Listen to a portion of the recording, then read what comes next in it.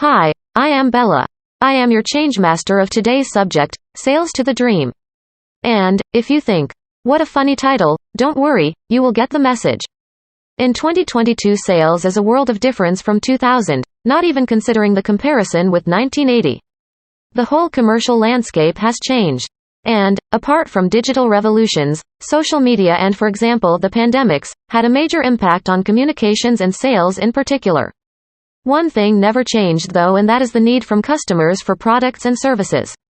What did change, is the way to come to an agreement between seller and buyer. Slowly the initiative to come to an arrangement has moved from the seller side to the buyer side. For that reason, some companies stopped mentioning their unique selling points and changed those to unique buying reasons. In the past, sales was looking for customers, eventually through the internet. Nowadays, customers are searching the internet for suppliers.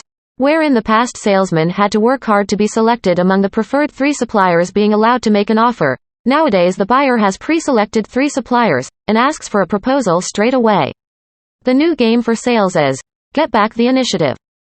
All salesmen know, of course, that the way to get back initiative in a conversation, is to raise questions. And these questions should preferably be open questions, like starting with, what, which, how, when, and for example who, encouraging the potential buyer to say more than yes or no. To avoid, on top, the answer, it is in the profound need analysis. You need to address a subject in your questioning that is not yet addressed. Usually it is something that a customer considers private or delicate. We call them hidden pains, to be solved with the new purchase. Or, hidden objectives, which could come more in reach, with the purchase. For that reason, the most important competences of a salesman are curiosity and genuine interest.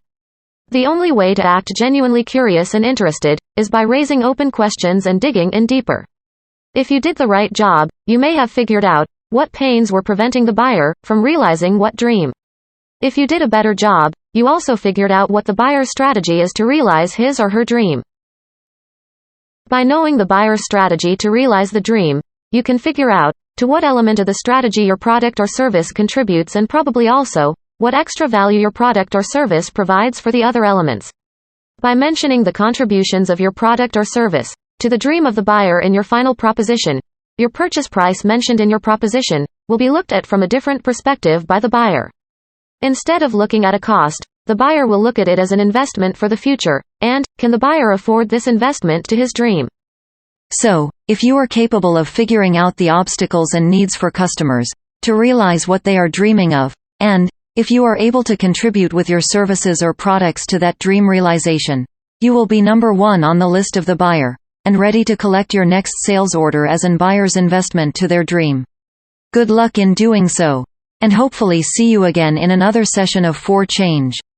Bye bye.